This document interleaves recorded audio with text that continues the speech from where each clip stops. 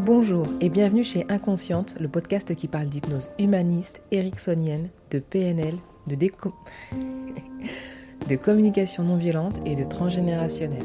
Je m'appelle Pascaline Nogrette Mipoudou, hypnothérapeute à Bordeaux et facilitatrice en communication non violente.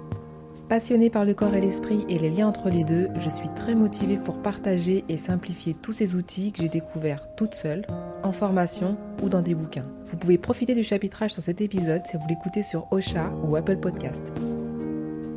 Les citations. Il n'est pas de vent favorable pour celui qui ne sait pas où il va. Sénèque. L'espoir est la plus grande entrave à la vie. En prévoyant demain, aujourd'hui se perd. Sénèque.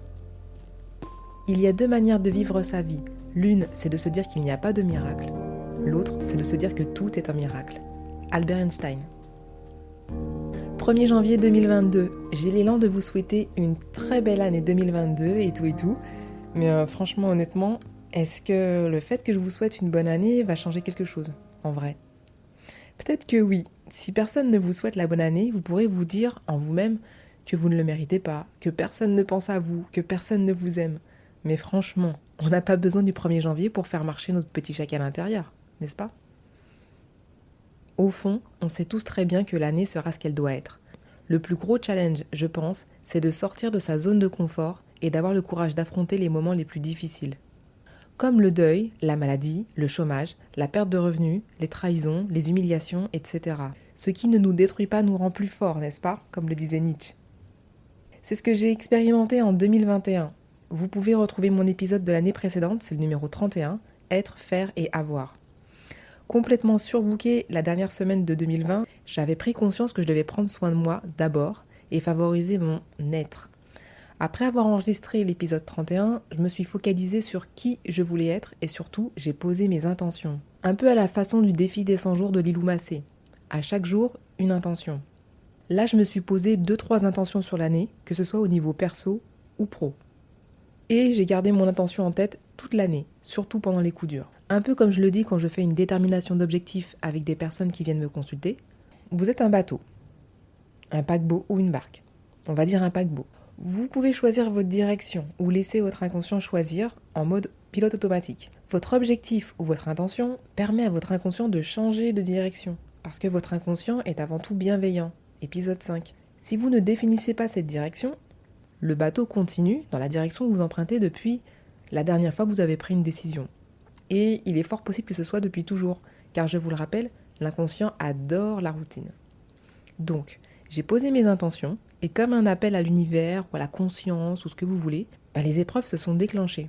Je ne savais pas que ça serait aussi violent, et je ne pensais pas que ça avait un rapport avec mes intentions posées en janvier. Mais en fait, si. Et je me dis aujourd'hui, avec le recul, qu'on n'a jamais rien sans rien. Et tout est très bien comme ça.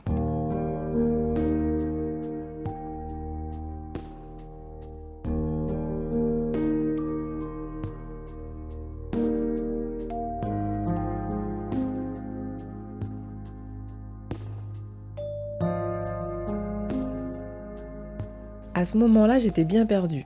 J'ai cherché des réponses partout, mais vraiment partout. Et toutes les personnes que j'ai rencontrées m'ont donné un petit bout de la réponse. C'est à ce moment-là que les synchronicités ont explosé. Dans les rêves, dans les paroles de personnes inconnues, les patients qui viennent à moi, les heures miroirs, les dates anniversaires en psychogénéalogie. Il a fallu s'accrocher, mais ça en valait vraiment la peine. J'ai fini par accepter cette source d'informations abondante. J'arrive même à m'en servir des fois. J'ai créé un peu en catastrophe l'Instagram Pascaline-généalogie pour déposer toutes ces infos familiales que j'avais en tête et puis, une fois posées à l'écrit, elles prenaient tout leur sens. Et elles s'harmonisaient ensemble. Je suis sortie de ma fameuse zone de confort en lisant des livres d'énergétique, de physique quantique, de contact avec les défunts, en consultant moi-même des thérapeutes, dont une psychanalyste transgénérationnelle, en allant à une conférence médiumnique de contact avec les défunts.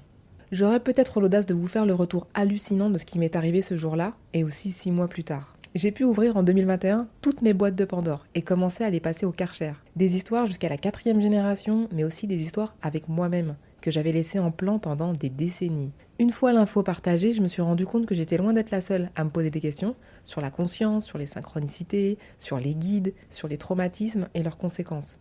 Et effectivement, à plusieurs, on va beaucoup plus loin. Une de mes intentions en 2021 était de lire vite et mieux, et des livres inspirants, Rien que ça. J'en ai lu un peu plus de 40 cette année et je vous fais bientôt un récap par thème. Pour 2022, je vous souhaite donc d'accueillir avec courage et discernement tout ce qui se présente à vous de bon et de moins bon, surtout pour le moins bon, le courage. Prenez soin de vous d'abord, je ne le dirai jamais assez. Posez vos intentions pour 2022, gardez-les en tête et restez à l'écoute du champ d'information autour de vous. Nous baignons tous dedans. Il nous suffit juste de baisser nos filtres pour les percevoir. Souvent, c'est sous notre nez. Pour 2022 et la suite, je vous souhaite aussi de prendre soin de ceux qui sont présents dans vos cœurs de façon inconditionnelle. Il n'y en a pas beaucoup, je sais bien, mais c'est essentiel d'être bien entouré et d'envoyer de la gratitude aux autres pour éteindre le feu de la colère. Ça marche hyper bien. Je vous rappelle les citations. Il n'est pas de vent favorable pour celui qui ne sait pas où il va. Sénèque. L'espoir est la plus grande entrave à la vie. En prévoyant demain, aujourd'hui se perd. Sénèque aussi. Il y a 2 manières de vivre sa vie. L'une, c'est de se dire qu'il n'y a pas de miracle. L'autre est de se dire que tout est un miracle. Albert Einstein. J'espère que cet épisode vous a inspiré en ce début d'année 2022. Partagez-le si vous pensez qu'il peut faire du bien à quelqu'un. Si vous l'écoutez sur Apple Podcast ou Spotify, pensez à mettre 5 étoiles et aussi un avis, car c'est aujourd'hui le seul moyen de sortir du lot. Pour prendre rendez-vous, vous me trouverez facilement sur Doctolib et mes 134 avis positifs sur thérapeute.com. Vous pouvez également me soutenir en allant sur la plateforme Tipeee pour que je puisse encore améliorer la qualité du podcast. Je compte sur vous. Merci et à bientôt. Bonne année 2022.